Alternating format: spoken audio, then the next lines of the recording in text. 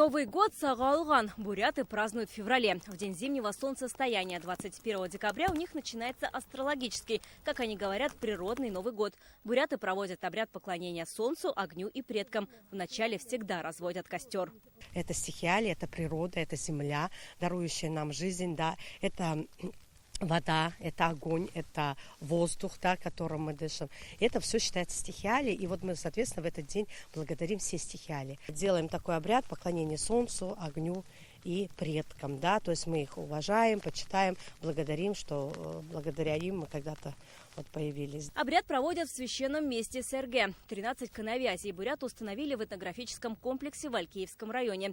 Говорят, Серге есть только в Бурятии, на острове Ольхон на Байкале и теперь в Татарстане. Здесь и настоящий шаман. Это называется тойбур, то есть с помощью его мы камлаем в бубен, вызывая предков, спускаем их. Также есть такой инструмент бардак, когда предок спускается, чистит людей энергетически, сбивая грязь с людей.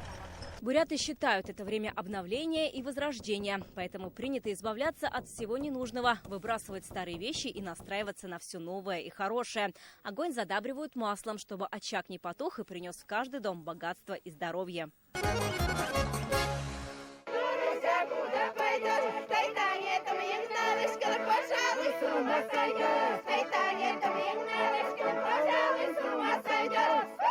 Новый год у марийцев – шорох-йол. Они переодеваются в ряженых и ходят по улицам, заходят в дома. Хозяева стараются встретить их как можно лучше. Ряженые считаются предвестниками будущего. Они ходят по домам, вот, и у нас поверье такое, что в какой дом бы они ни появились, они с собой несут счастье, лад в семью, богатство, удачу. В этот праздник народ веселится.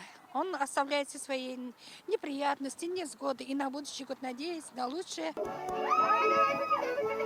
Шорох-йол переводится как «овечья нога». В этот день овец дергают за ноги. Считается, что этот ритуал приносит плодородие и благополучие в дом. Празднуют шорох-йол несколько дней и проводят время весело.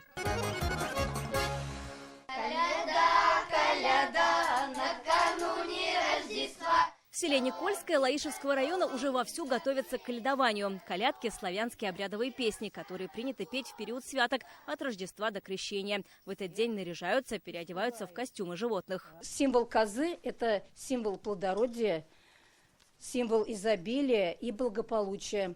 И есть такой вот именно обряд, вот такой, именно водили козу по домам, чтобы она отпугивала злых духов. По традиции устраивают шествия, ходят по домам и поют хозяевам песни, за которые полагается угощение. Раньше считалось, что после дня зимнего солнцестояния погода меняется уже на весну, и по традиции переодевали какие-то яркие костюмы, закрывали лицо, чтобы не узнавали, кто приходит в гости, и ходили по домам, пели колядки. С ребятами вместе готовимся уже заранее, они репетируют песни колядочные.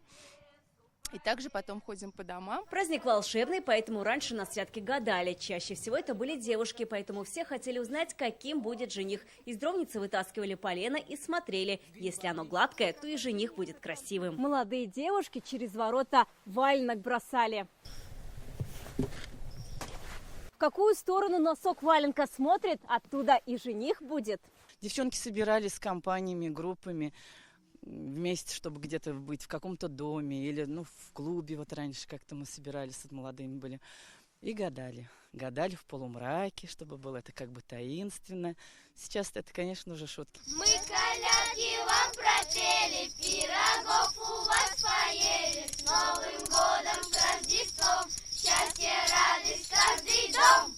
В Никольском, говорят, традиции сохранили и сейчас, передают молодому поколению. Самое главное, чтобы они знали, какие обряды и обычаи были и есть у каждого народа. Вероника Гайнудинова, Игорь Романов, Рамзель Гарипов, ТНВ, Татарстан.